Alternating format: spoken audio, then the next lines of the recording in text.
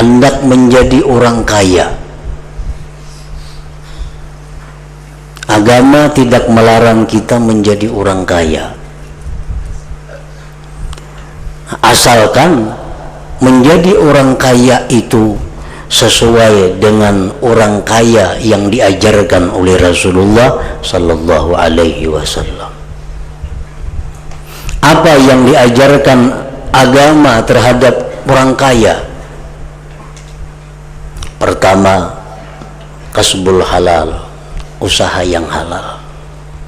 Silahkan jadi orang kaya, silahkan hendak sugih, ayo hendak sugih, tapi berusaha nang halal, cari duit nang halal. Yang kedua, biniyatin salihah, dengan niat yang baik, dengan tujuan yang baik. Artinya kalau aku kaina jadi orang kaya, aku akan demikian berbuat kebaikan.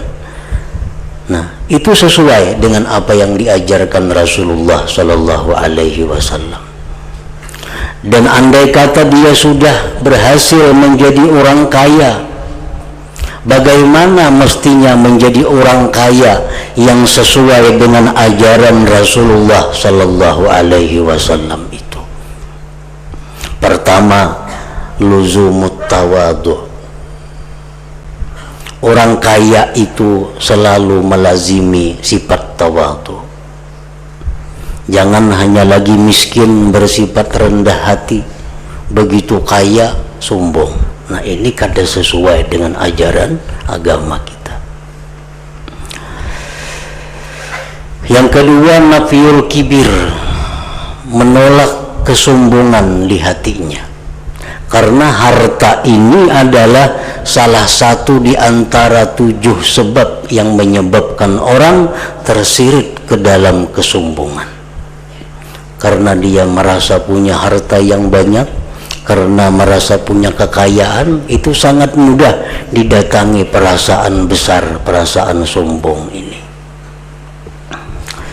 Yang ketiga, kalau dia sudah kaya, dawamus syukur, selalu syukur. Artinya apa? Selalu menggunakan nikmat-nikmat itu di jalan yang diridai Allah. Tidak menyalahgunakan nikmat. Yang keempat, at-tawassul ila a'malil bir.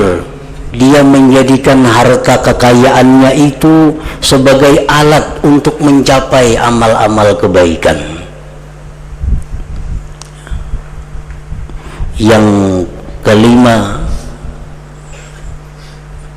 al-basyasah bil fuqara wal masakin, manis muka dengan orang fakir miskin.